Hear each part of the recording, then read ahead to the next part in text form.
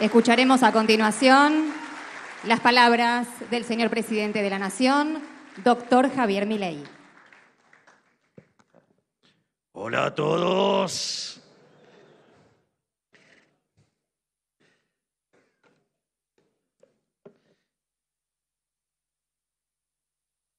Buenas tardes. Bueno, en primer lugar, muchas gracias a todos los que están presentes, porque, profesor Arriazu, ¡qué honor! Listo, yo ya gané. Gracias, profesor. No, en primer lugar, quiero darle las gracias a cada uno de los que están aquí por contribuir con esta enorme labor que lleva a cabo la Fundación y en el laburo enorme, gigante, que hace mi querido amigo Darío Epstein para llevar adelante esto. Así es que felicitaciones, Darío, y gracias a todos, porque es para una obra de bien. Caridad en el buen sentido, porque es voluntaria y no por la fuerza. Bien, básicamente lo que voy a tratar de explicar es la herencia que recibimos, lo que hicimos, hacia dónde vamos y vamos a ir a pesar de la política. ¿Sí? Y voy a dejar algunas ideas preliminares sobre la discusión de la convergencia, es decir, cómo Argentina puede convertirse en un país desarrollado. Básicamente, nosotros hemos heredado un desastre y nosotros no nos quejamos de eso porque, digamos, que un liberal libertario llegue a ser el primer presidente de la historia de la humanidad, digamos, no podía ser en condiciones normales. Así es que, con lo cual teníamos claro que si llegábamos iba a ser en una situación muy complicada. Al mismo tiempo, también teníamos claro, y eso lo habíamos sostenido sobre la campaña, que si estallaba la crisis eso era más fácil resolver, porque el ajuste se lo iba a imponer la propia realidad a la política, y que el caso complicado era si no estallaba, pero que también estábamos preparados para resolver el caso en el que si no estallaba, y efectivamente fue lo que nos tocó hacer, y afortunadamente empezamos a trabajar en resolver los problemas de la Argentina desde el primer día. Y eso, ha evitado el desastre. Concretamente, nosotros hemos recibido de herencia, para ponerlo en fácil, 17 puntos de déficit gemelos en términos del PBI, más o menos para tener un orden de magnitudes. 4 es una luz amarilla, 8 es rojo camino a la piña, imagínense 17. De esos 17, 15 eran explicados por el déficit fiscal. Y el déficit fiscal, venían 5 del Tesoro y 10 del Banco Central. Pero además, como si eso fuera poco, dentro de lo que era el déficit cuasi fiscal, esos 10 puntos del PBI, teníamos la relación pasivos remunerados en términos de base monetaria más alto de la historia. Estábamos aún por encima de niveles a los que se habían percibido en el año 89, previo a la hiperinflación de Alfonsín. Pero con un agravante adicional, y es que en un gesto de responsabilidad, cariño y patriotismo del gobierno anterior, los había pasado todos a un día. Con lo cual, y la verdadera apuesta de nuestros predecesores era que nosotros entráramos, abriéramos todo alegremente desde el momento cero y, es verdad, entendieron que somos libertarios. Ahora, lo que ellos creían era que comíamos vidrio. No, vidrio no comemos. Entonces, en ese sentido, la apuesta que ellos tenían era que eso gatillara una gran corrida, que se cuadruplicara la cantidad de dinero en muy pocos días, que eso detonara una hiperinflación y en el medio de toda esa megacrisis ellos volver al poder propiamente en enero, en un contexto donde además se iban a ocupar de generar saqueos, ataques a supermercados y todo eso, digo, historias que ya conocemos. Y esto en un contexto donde además nosotros partíamos de un desequilibrio monetario peor que el que teníamos en la previa del Rodrigazo y con indicadores sociales peores que los que teníamos en el 2001. Es decir, un perfecto combo por el cual, digamos, la casta, digamos, nos hacía pagar todo el ajuste a nosotros y ellos después venir como salvadores y hacer la gran Kirchner, agarrar todo digamos, en el quinto subsuelo y mostrarlo como una obra maravillosa que no fue más ni menos que un rebote y ayudado por un contexto internacional pocas veces visto. Pero no era ese el único problema que teníamos, también teníamos otros problemas como la deuda de la CIRA, digamos que eran 50.000 millones de dólares, teníamos el problema de los dividendos atrapados, con lo cual además teníamos un problema. No eran solo los problemas que teníamos en los flujos, teníamos unos problemas de stocks fenomenales. Y la forma en la cual ustedes resuelven los problemas de stocks, si no lo hacen correctamente y se les transforman en flujos automáticamente, ese salto, digamos, le puede generar consecuencias muy complicadas en la dinámica macroeconómica. En especial, digamos, si el dólar es un indicador adelantado de lo que puede pasar en materia de precios. Consecuentemente, ustedes ahí, digamos, el problema en el que se van a meter es muchísimo más grande todavía. Digo, ¿por qué? Porque un salto, digamos, que podría ser de características transitorias, les hace caer la demanda de dinero y eso se puede volver inestable y convertirse en permanente y en una crisis. El otro problema que teníamos era que recibimos una deuda interna a punto de vencer por el equivalente de 90.000 millones de dólares.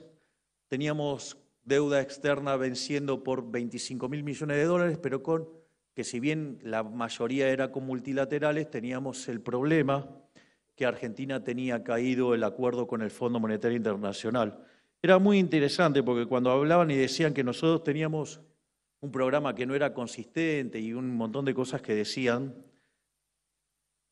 era interesante porque en general, digamos, cuando ustedes tienen una característica así de que el programa está caído, por lo menos lo tienen que estar discutiendo como 3 meses y en especial si hay una nueva administración.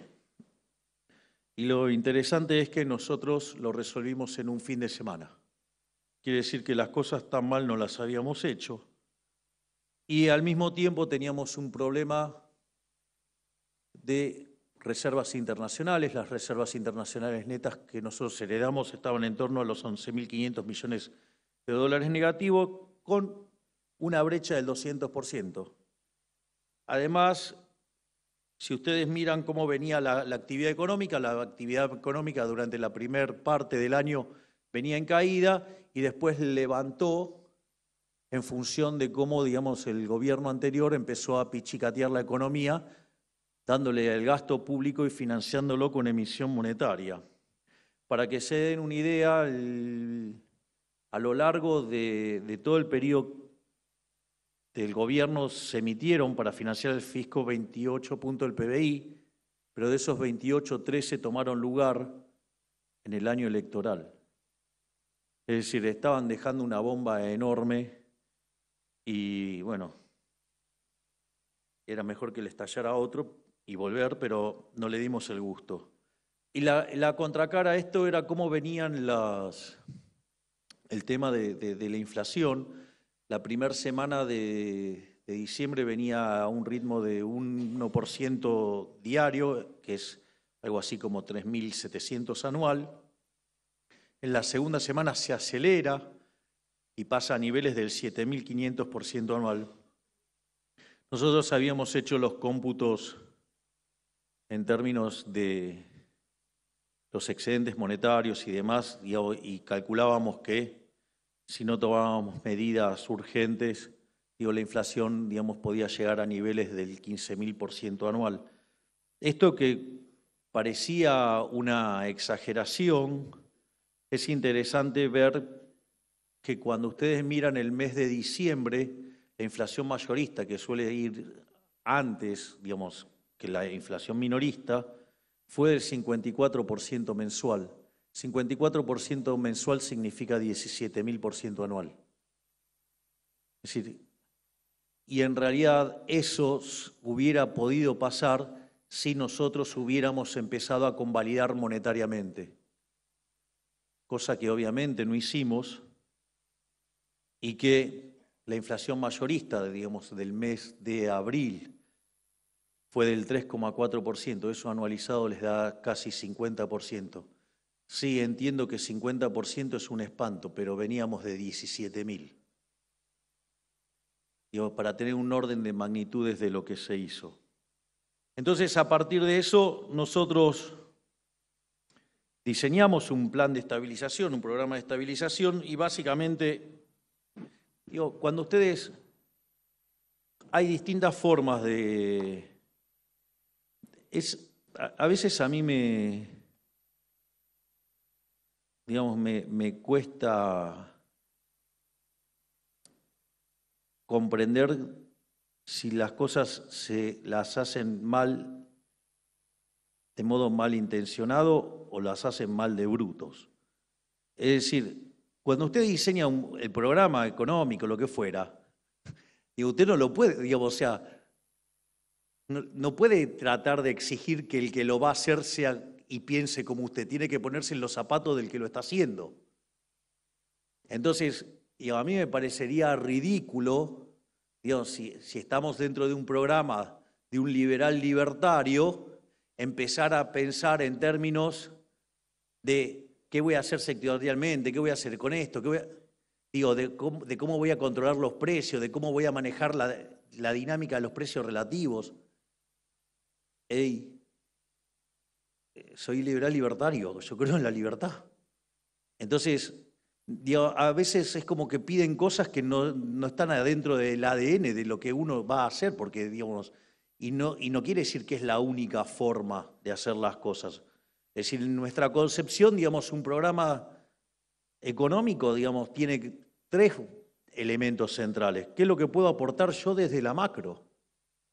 Digo, que es el ajuste fiscal, sí, o sea, una política fiscal, una política monetaria que básicamente consta en sanear el balance del Banco Central y una política cambiaria de sincerar, digamos, el desastre que teníamos en el sector externo. Digo, después, eso de estar mirando, toqueteando, manejando los precios relativos y que hay que hacer un acuerdo, precio, salario, no está en mi concepción. Eso de andar eligiendo ganadores no está en mi concepción. Y no se les ocurra pedírmelo porque no lo van a tener. Digo, soy liberal libertario.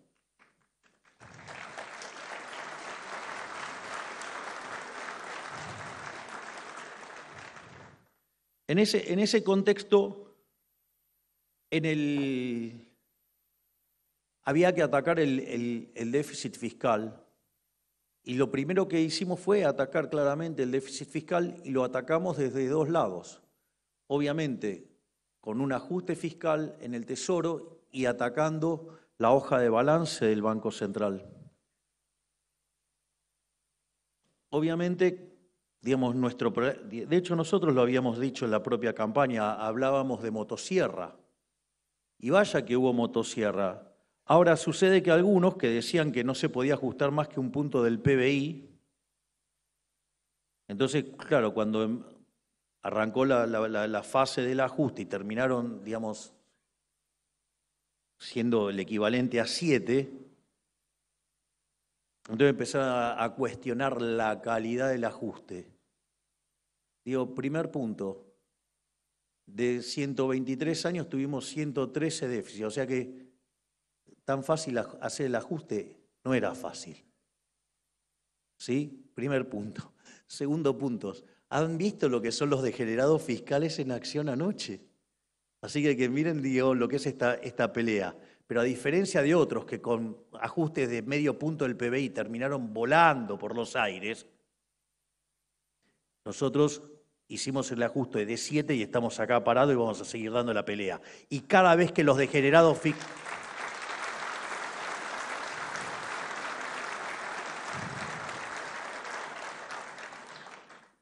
y más importante, y cada vez que los degenerados fiscales de la política quieran ir a romper el equilibrio fiscal, se los digo yo ahora, lo dije antes, lo digo ahora y lo voy a repetir hasta el cansancio, les voy a vetar todo, me importa 3 carajos.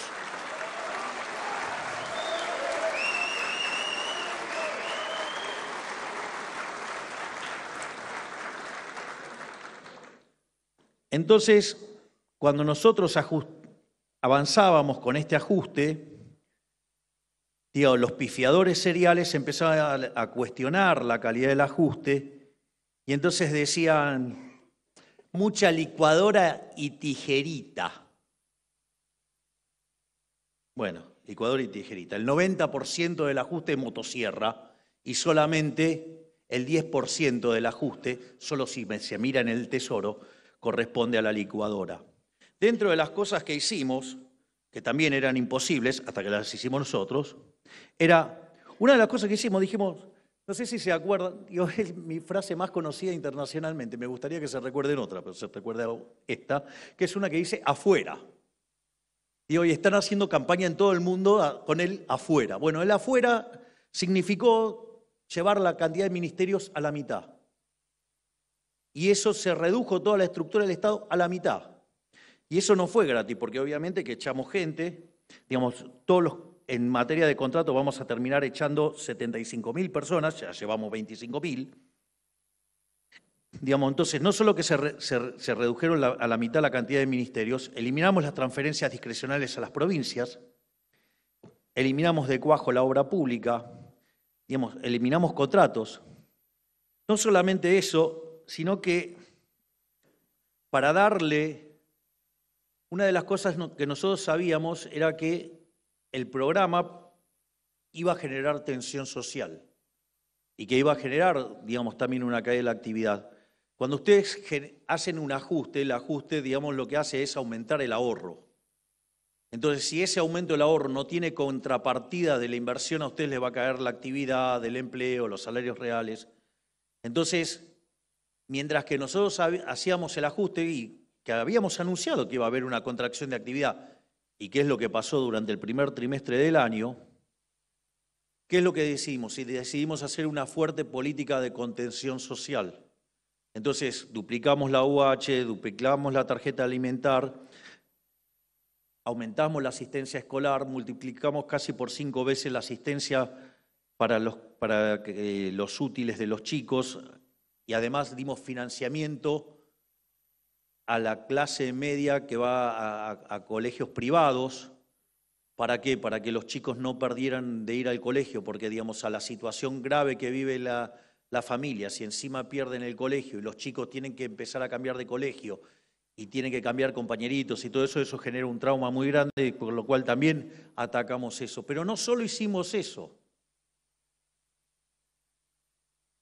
digamos, con lo cual, digamos, estamos viendo una enorme tarea, digo, que hizo la ministra Petovelo, digo, quien ha sido tan torpedeada en estos últimos días. Es decir, a ver, acabamos de hacer un tremendo ajuste y solamente tenemos reclamo del plano social a los gerentes de la pobreza.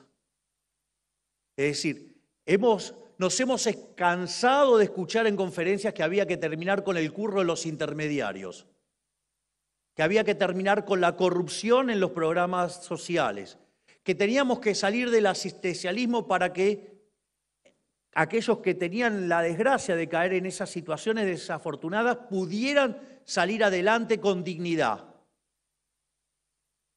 Lo estamos haciendo. Ahora, ¿qué creían? ¿Que era gratis? Es decir, obvio que todos los chorros que perdían los curros se iban a enojar. Obvio que es lo que están viendo. Y la están operando a ella y por ende al gobierno de todos lados. Miren la cosa maravillosa que hizo la ministra Petovelo junto a la ministra Bullrich, a quien agradezco que esté presente aquí.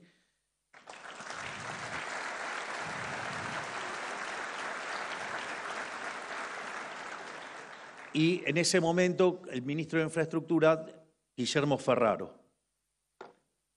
Una de las cosas que descubre Petovelo y que se da cuenta es que si bien las personas que recibían los planes tienen tarjetas, entonces uno cree que el problema ahí se había terminado. Entonces, total, recibían tarjetas. Claro, pero tenían que ir y verificar que estaban trabajando. ¿Y eso quién les lo hacían? Los gerentes de la pobreza. Y ahí era donde pagaban el derecho de pernada. Es decir, ahí era donde perdían la mitad del plan. Y con eso, digamos, además, era con que lo que lo extorsionaban a la gente para que vayan a las marchas. Es decir, nosotros le poníamos plata para que la gente pudiera tener contención social, la agarraban los gerentes de la pobreza y esclavizaban a la gente y la usaban para marchar en contra de los que laburan. Digamos, dantesco. Entonces, ahí, en ese momento, ¿qué es lo que descubre la ministra Petovelo? Con lo cual, en ese momento la criticaron muchísimo. Dice, dado que nosotros sabíamos que el primer trimestre iba a ser muy duro, durante el primer trimestre nosotros lo que decimos es, tienen que dejar de dar la constancia de trabajo. Claro, ¿por qué eso es importante? Porque con la misma plata le llegaba a la gente el doble de dinero. ¿Y quiénes creen que perdían con eso? Los gerentes de la pobreza. El primero en quejarse, ¿quién fue? Beliboni. Entonces Beliboni lo primero que hizo fue organizar una marcha. Y en esa marcha, él decía que iban a ir 50.000, porque en realidad creía que iban a ir 100.000. Y ahí también tuvimos que superar una prueba enorme que era, digamos, que no nos ganaran la calle. Y digamos, la ministra Bullrich preparó el protocolo de seguridad. Desde el Ministerio de Capital Humano era el que, digamos, corta, no cobra. Además, se dio un teléfono para que las personas no fueran extorsionadas. Se puso una línea de denuncia. Llegó el jefe. Hola, jefe.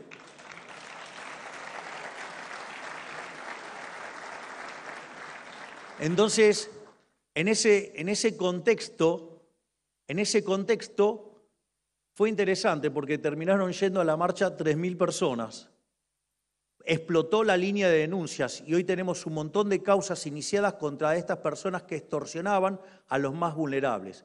Y dentro de todas estas cosas nos fuimos enterando que además tenían fondos fiduciarios, tenían un montón de cosas, donde hay involucrados varios estratos de la sociedad, varios. Y entonces eso también explica por qué, digamos, hay tanto torpedeo. Porque no solo están los gerentes de la pobreza, hay empresarios involucrados y hay otro tipo de personas que uno, digamos, se las imaginaría más espirituales y no involucradas en este tipo de cosas. Y están todos torpedeando. ¿Por qué? Porque se les terminó el curro. Entonces, por eso pasa lo que pasa. Pero bueno, digamos, no queríamos terminar con la corrupción. Nunca se hizo tanto en 6 meses como lo que estamos haciendo nosotros, ni en muchísimos periodos de tiempo más largos. Es decir, con lo cual no solo estamos poniendo en orden la economía, no solo estamos poniendo en orden los temas de seguridad, sino que además también estamos terminando con la corrupción y por eso la política está que arde. Pero no quedó todo ahí, digamos, o sea, eso.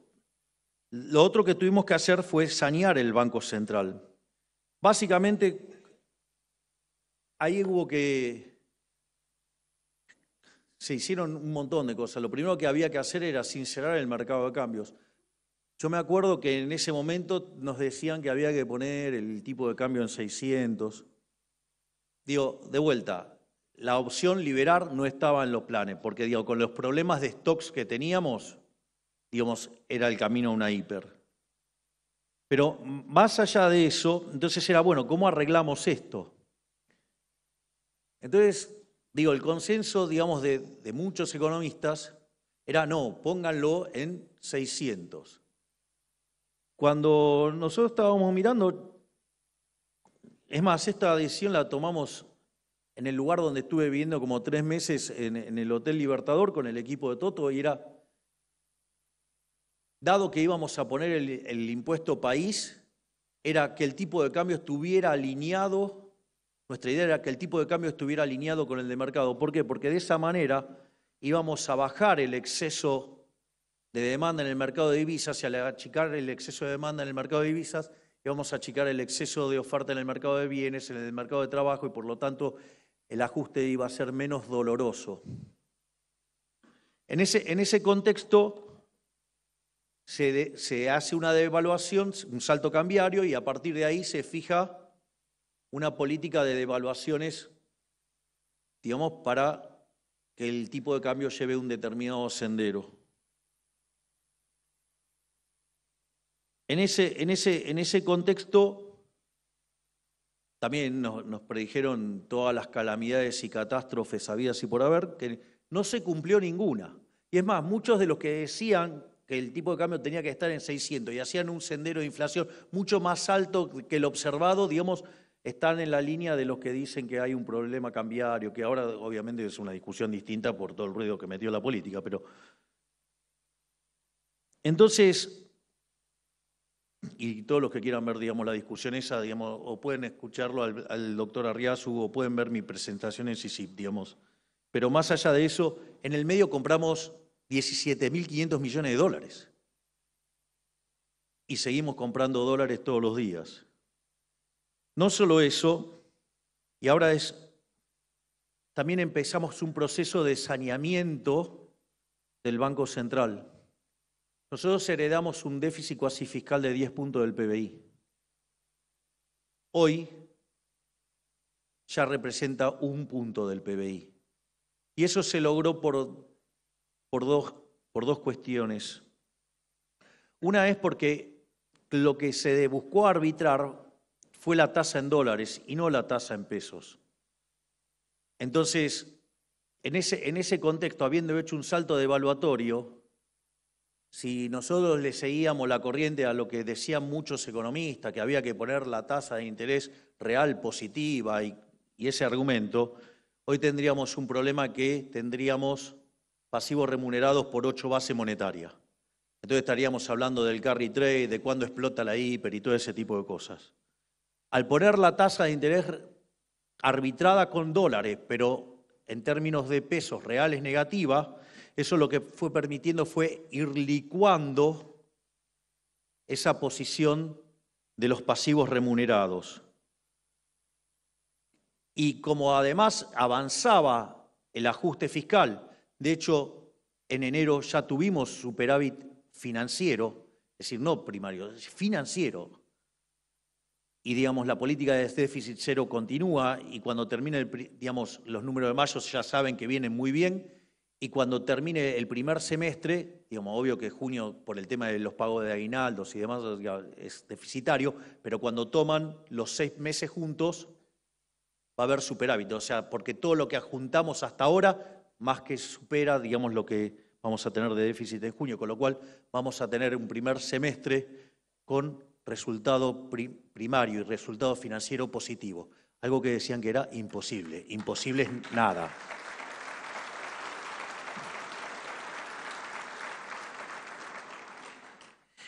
Y mientras que íbamos consolidando la posición fiscal,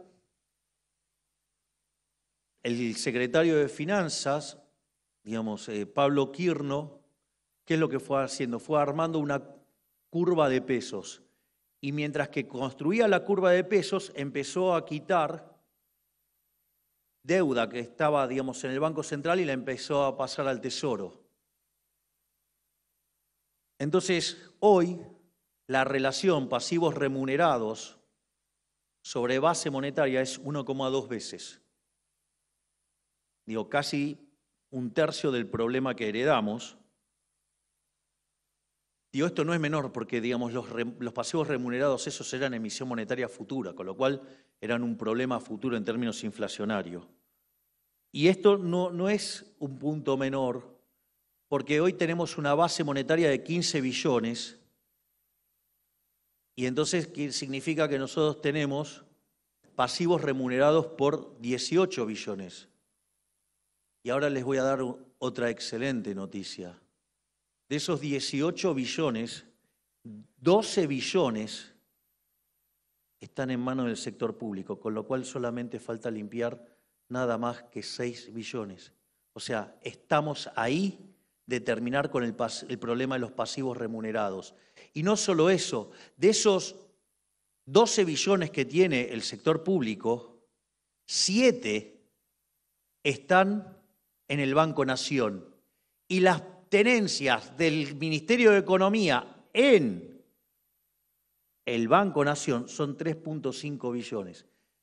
Entonces ustedes van a decir, bueno, ¿y lo que resta? Bueno, mire, una parte la tiene Banco Provincia. Es cierto, eso no está cercano a nuestro control. De hecho, está en manos de un enemigo político que además se encarga de llenar de pauta a medios para ensuciarnos y para tapar, digamos, las macanas que hace. Pero ¿qué es lo interesante? Como tiene tantos problemas fiscales, tiene al banco, digamos, totalmente saturado, con lo cual no tiene muchas posibilidades de hacer cosas porque necesita cumplir la posición de efectivo mínimo, con lo cual no puede hacer mucho.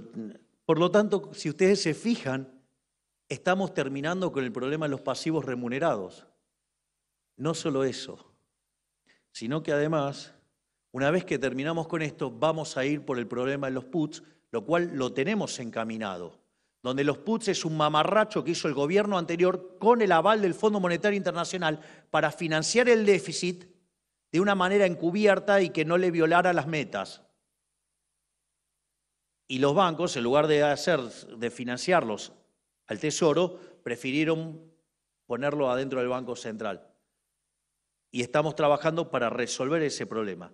Cuando resolvamos ese problema, chau cepo.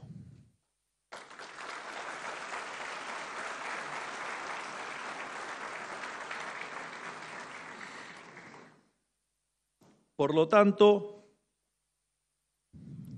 es cierto que la política mete la cola, que la política ensucia, que la política, claramente, gran parte de los políticos no quieren arreglar esto. Cuando ustedes miran lo que es bases más el DNU, hay básicamente una cuestión de devolverle libertad a los ciudadanos,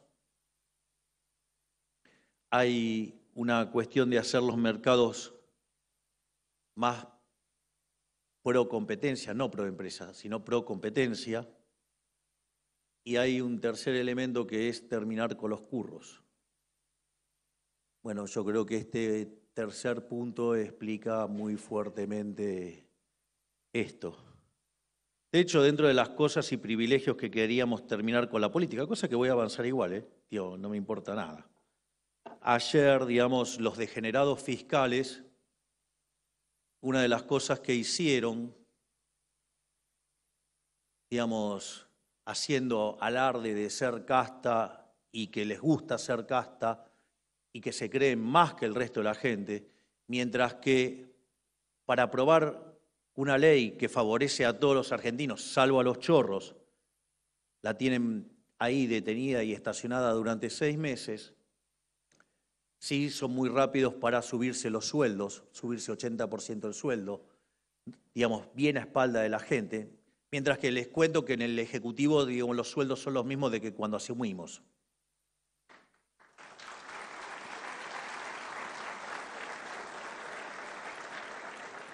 Pero no solo eso, sino que además, obviamente que están buscando romper el equilibrio fiscal, miren, Bukele cuando asumió, ¿saben qué? No tenía ningún diputado, nada, no tenía ningún legislador, nada. ¿Saben cómo gobernó? A puro veto. Todas las cosas que hacían los degenerados fiscales, se las vetaba todas. ¿Qué es lo que voy a hacer yo? Les voy a vetar todo.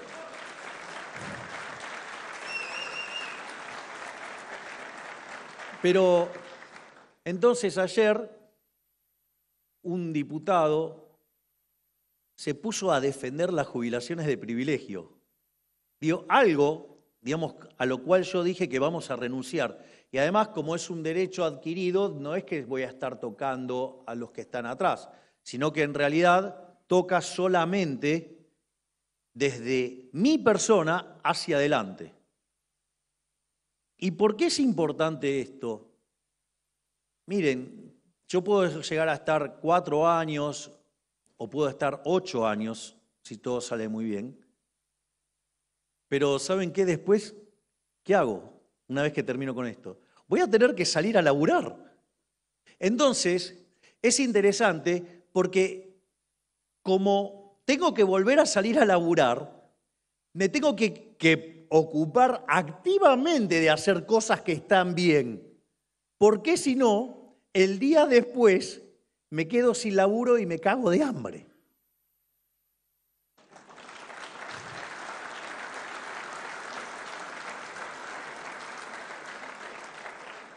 Porque imagínense, ¿qué conferencias voy a vender el día después si fui un desastre como presidente?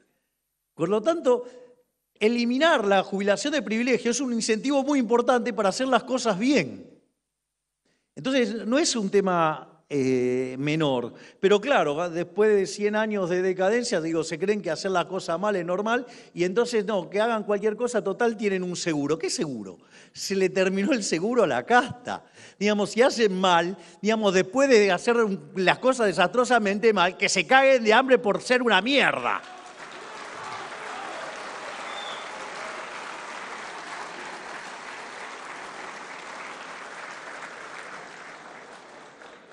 Por otra parte, algunos dicen, no tiene programa a largo plazo. Y les hago una pregunta, ¿qué creen que era la ley Bases y el DNU? Miren, la reforma estructural más grande de la historia argentina la hizo Menem.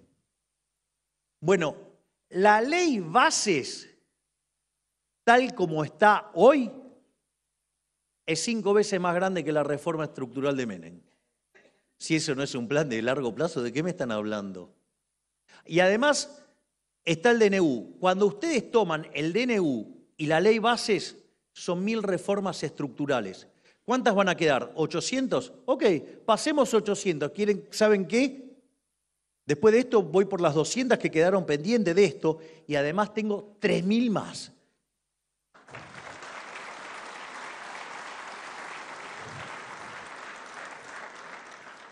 ¿Y por qué es esto?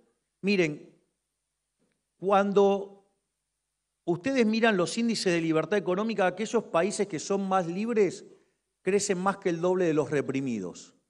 El PBI per cápita es 12 veces más grande. Digo, no solo eso, sino que además tienen 25 veces menos de pobre en el formato estándar, 50 veces menos en el formato extremo.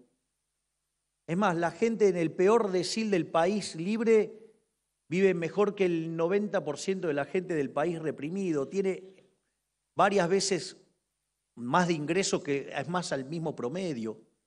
Digo, el negocio es la libertad. Y por ejemplo, con la fase 1 de reformas estructurales implica un salto en libertad económica de 90 puestos. Es decir, parecernos a países como Alemania, Francia, Italia. Pero nada, como verán, digamos, no es todas las reformas que estamos apuntando. De hecho, nosotros siempre hemos mencionado como un caso testigo de lo que podría ser el caso de Irlanda, de que ser el país más miserable de Europa, y hoy tiene un PIB per cápita 50% mayor que el de Estados Unidos.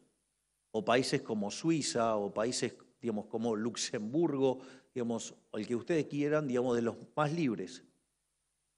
Y la realidad es que como tenemos 3000 reformas estructurales más pendientes, una vez que pase todo esto, no es que nos vamos a convertir tan libres como esos países, sino que vamos a ser el país más libre del planeta. Por lo tanto, digamos, nuestro objetivo es convertirnos en el país más próspero del planeta Tierra.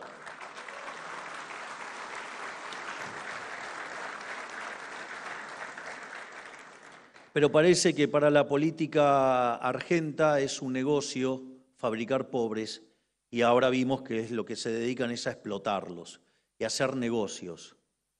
Hoy tenía una charla con un amigo mientras que desayunaba y el tema era la causalidad, ¿no?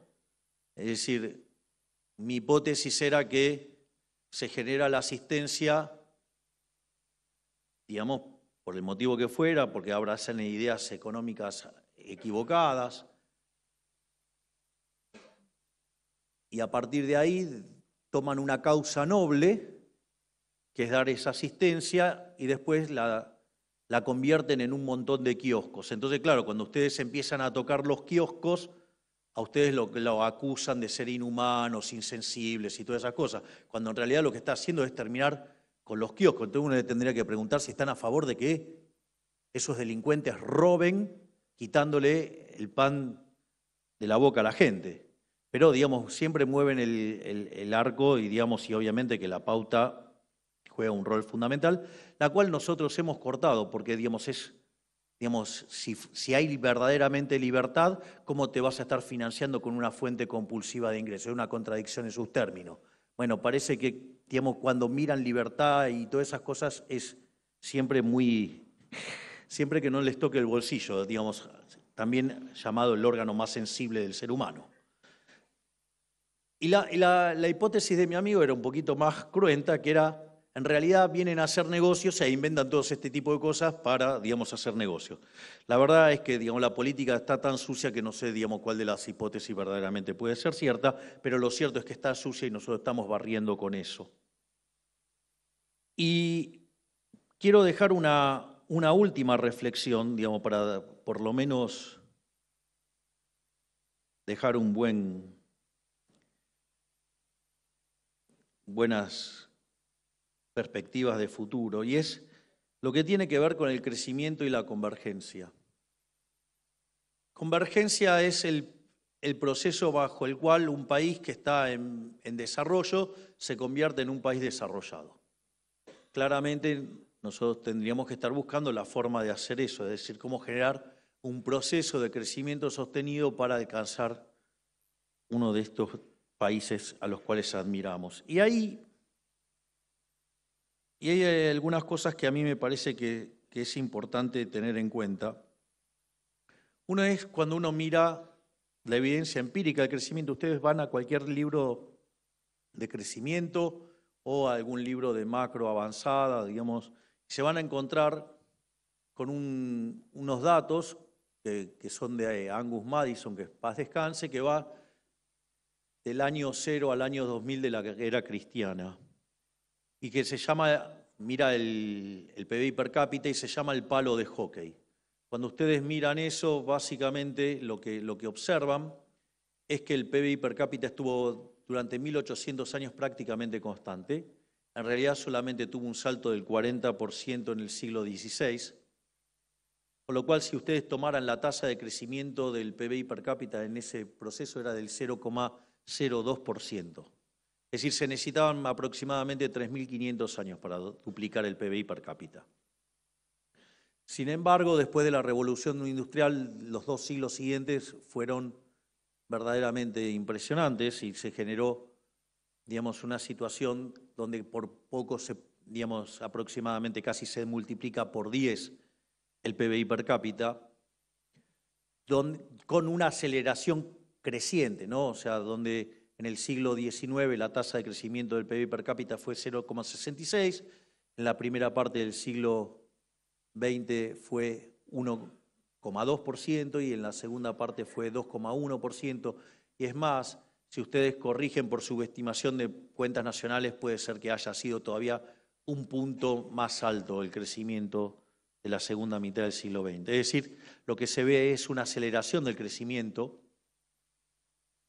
Y si ustedes además contemplan la población, dada la población que había en torno al año 1800 y la que había a fines del siglo XX, digamos, para mantener el análisis de esa serie, más o menos la población se multiplicó por 8, o por 7 si ustedes quieren, no, por 8, pero... Entonces, cuando ustedes miran eso tiene una contracara en economía que se llama rendimientos crecientes. Y ahí hay todo un tema, porque los rendimientos crecientes La contracara de eso es, si lo quieren técnicamente, se llaman no convexidades. Si lo quieren en un lenguaje más amigable, se llama estructuras concentradas. El caso más polar es el de los monopolios. Y esto no es un tema menor, porque según la teoría económica convencional, los monopolios son malos y hay que regularlos. Y eso, digamos, es bastante conflictivo porque ¿cómo puede ser que para la micro eso sea malo y en el medio la población extrema de 90%, de 95% de la población vivía menos con $1 diario y ese número, cuando en la serie que estamos mirando, había bajado a menos del 15%? Entonces, ¿cómo puede ser que algo que fue tan bueno para la humanidad, la microeconomía lo trata como algo malo?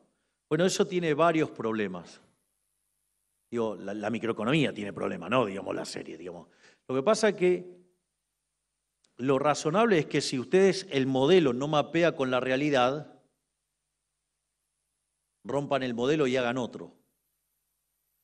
Los economistas, no sé, se nos metió algo raro en la cabeza, como no tengo olfato, no sé. Pero, digamos, tenemos esa locura de que cuando la realidad no mapea con el modelo lo llamamos fallo de mercado. Digo, para aquellos que toman decisiones en serio, saben que eso es un problema grave. Entonces, y en realidad ese análisis está mal. Digo, básicamente porque el único monopolio que es malo es el monopolio que está determinado por la fuerza del Estado. De hecho, la definición original de monopolio es de Lord Coke, que es la que tomó Adam Smith y que señala que un monopolio, digamos, es básicamente una situación en la cual el monarca, el señor feudal, el príncipe, el que a ustedes se les ocurra, fijaba qué se podía comprar o no de un determinado producto. Entonces a alguien le estaba dando un monopolio, obviamente que eso era en contra de la gente y era a favor del empresario y del monarca. Pero si no hay un evento violento, no es un problema. De hecho, supongamos que yo tengo una situación donde tengo 10 empresas vendiendo celulares. Y aparece una y me genera un celular de menor precio y de mejor calidad. Obviamente que las 9 restantes van a quebrar. ¿Y qué me importa? Si yo ahora tengo un producto de mejor calidad, un mejor precio. No solo eso, es más, muchos se preocupan por eso. Y eso, hay un libro muy básico en economía que es muy lindo, que se llama La economía en una lección, de Henry Hazlitt.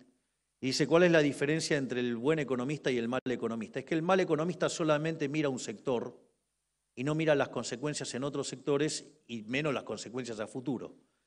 Es decir, que el buen economista no solo mira ese sector, sino que además mira los otros sectores y no solamente que contempla el presente, sino que contempla las implicancias al futuro. Es decir, es la diferencia entre hacer equilibrio parcial de un solo periodo, además, contra hacer equilibrio general intertemporal. Entonces, cuando ustedes empiezan a sacar esas tela araña que está en la cabeza de la gente, las cosas cambian sustancialmente. Por lo tanto, lo primero que hay que entender es que los monopolios no son malos. Es más, le diría que los monopolios pueden ser maravillosos si son como consecuencia de que quedó uno. Y si no les gusta que haya uno solo, no se enojen con el que está, enójense con los que no están, no con el que está. Digo, porque el que está arreglándole problemas a la gente, salvo que sea arreglado por el gobierno, que eso es otro problema. Pero el problema ahí no es el que haya un solo empresario, sino que el problema es que está el Estado. ¿Y eso por qué es importante? Porque la contracara de los rendimientos crecientes es lo que genera crecimiento económico. Y cuando los gobiernos se ponen a regular los monopolios, una de las cosas que hacen es matar la cuasirrenta. Cuando matan la cuasirrenta, matan el incentivo a la innovación. Y cuando matan el incentivo a la innovación, matan el crecimiento económico. Y la convergencia, que en la literatura del crecimiento es un problema de índole matemática, les diría, que tiene que ver con la forma de la función de producción, o sea, y no tiene más explicación que ese problema, o sea, digo, con lo cual no hay una explicación de por qué converge, no, digamos, o sea, usted tiene el modelo y entonces tiene que ver con las curvaturas de la curva y así es como va a pasar. Es decir, es todo pirotecnia matemática, estoy siendo bastante elegante hoy. En otro momento diría otras cosas, pero voy a tratar de mantener las formas. No por la investidura, sino porque tengo un gigante acá, entonces voy a tratar de portarme mejor. Entonces, digo, pero eso es pirotecnia matemática. Es interesante, por ejemplo, más verlo como una cuestión como a la Hayek o combinada con Israel Kirchner, donde Hayek ve al mercado como un proceso de descubrimiento. Y eso, digamos, y Israel Kirchner mira al mercado como un proceso que mezcla el proceso de descubrimiento, pero con el principio de apropiación de Locke. Porque la verdad que si ustedes van a descubrir algo, pero no se lo pueden apropiar, ¿para qué lo quieren descubrir? Entonces, esa combinación hace que ese proceso de descubrimiento genere crecimiento económico. O sea, ¿por qué? Porque empiezan a resolver problemas. Es más, miren, hay una cosa cuando tuvimos la primera reunión con Elon Musk y que mi hermana se lo leyó enseguida. Elon Musk, ¿saben por qué es maravilloso y por qué le va bien y merece que le vaya bien? Me dijo, yo me levanto todos los días pensando en qué problema le puedo arreglar a la gente. Es una genialidad. Es una genialidad porque básicamente si le arregla problemas a la gente, digamos, o sea, va a conseguir que sus productos se vendan. Consecuentemente, si lo hace bien, se llena de guita. Bravo. Es decir, es un héroe, un benefactor social. Es decir, yo creo que, digamos, a la política va a haber que estar 50 años explicándole la cabeza de ese hombre. Y hoy estoy bullish, estoy optimista.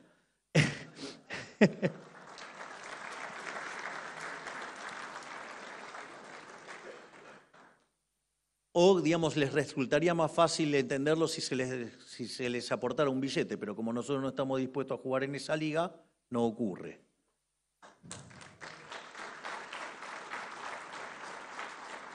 Pero al margen de eso, ¿qué es lo interesante de todo esto? Es que cuando uno está en un país en vías de desarrollo, hay un montón de oportunidades que ya se descubrieron en otros lugares. Por lo tanto, uno lo que tendría que hacer, ¿qué es? Copiarlo. Y si uno copia, Dios va a crecer muy fuerte. Entonces, y con el avance de la información, esa copia es más rápida. Entonces, por ejemplo, miren, el primer país en duplicar el PBI per cápita fue el Reino Unido, en un proceso que duró 58 años, arrancando en 1780. Y eso, digamos, implicó que crecía el PBI per cápita al 1,2%. El segundo en lograrlo, arrancando en 1839, que tardó 47 años, fue Estados Unidos. Eso implicó una tasa de crecimiento del 1,5% per cápita. El tercero en lograrlo fue Japón, en 34 años, arrancando en el año 1885, y eso implicó una tasa de crecimiento per cápita del 2,1%. Otro caso es el de Italia, que lo hizo en 21 años, arrancando en 1890, y implicó una tasa de crecimiento del 3,3%. España, en 1950, lo hizo en 18 años con una tasa del 4%. Corea del Sur, en 1978, tardó 9 años, una tasa de 7,8%. O China, que arrancó en 1987 y lo hizo en 7 años, con tasas de crecimiento del 10%. Es decir, fíjense que conforme avanzamos en el tiempo, los procesos de convergencia se dan más rápido, porque el proceso de descubrimiento vale en la frontera, pero en la transición lo que hay que hacer es tener buenas instituciones para que copiemos y se crezca. Y eso es ganando libertad económica. ¿Y por qué, digamos, a mí me interesa muy particularmente el caso de la inteligencia artificial? Porque la inteligencia artificial es como la nueva revolución industrial. ¿Y qué fue la revolución industrial en la historia? Por eso hablé del palo de hockey. Implicó un aumento dramático en la tasa de crecimiento. Entonces, ¿qué es lo que genera la inteligencia artificial? Genera una exacerbación de los rendimientos crecientes. Esa exacerbación de los rendimientos crecientes implica aceleración en la tasa de crecimiento. Y la forma de lograr esa aceleración del crecimiento es no matándolo con regulación económica. ¿Cuál es la zona que menos crece del planeta a pesar de que tiene un polo de inteligencia artificial? Europa, porque está repleto de regulaciones. Cuando ustedes se ponen a pensar como microeconomistas y quieren hacer que el monopolio se parezca a una empresa competitiva, le están reventando las cuasirrentas, están reventando los beneficios extraordinarios, están reventando los incentivos a la innovación, están matando el crecimiento económico. ¿Cuál es el problema en el otro polo, que es Estados Unidos? Bueno, porque se está corriendo también y están temerosos y le tienen miedo a las cuestiones de la inteligencia artificial. Es decir, digamos, cada tanto, digamos, siempre reaparecen los luditas, es decir, los que le tienen el odio a la máquina.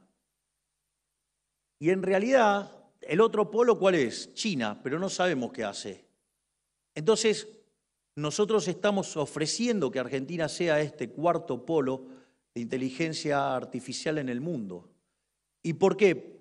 Porque tenemos grandes extensiones de tierra, clima frío, donde todo esto es muy importante, digamos, posibilidad de tener mucha energía barata. Es muy importante ¿para qué? Para que los algoritmos inteligentes puedan aprender y eso genera mucho, digamos, mucho calor. Entonces, por eso es tan importante tener una zona fría, extensa de tierra y energía barata. Pero además, también tenemos que el capital humano. Y si nosotros entonces generamos las instituciones correctas, ya sea el DNU, ya sea bases, es decir, la fase 1 de las reformas estructurales, o todo lo que queda pendiente para hacernos el país más libre del planeta Tierra, va a implicar que vamos a tener las condiciones para que en un lapso como mucho de 40 años volvamos a ser la primer potencia mundial. Muchas gracias. Le pedimos por favor al señor presidente que no baje del escenario. Vamos a hacer la entrega de unos...